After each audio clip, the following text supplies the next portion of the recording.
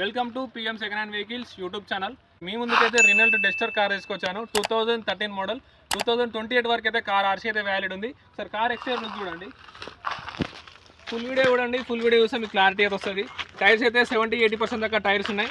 Sir interior చూడండి, exterior interior look అయితే చూడండి. కార్ రీడింగ్ కూడా చూడండి, 1,49,000 తిరిగింది. 1,49,000 తిరిగింది రీడింగ్ అయితే. సీట్స్ కూడా చూడండి, బ్యాక్ సీటింగ్ కూడా చూడండి.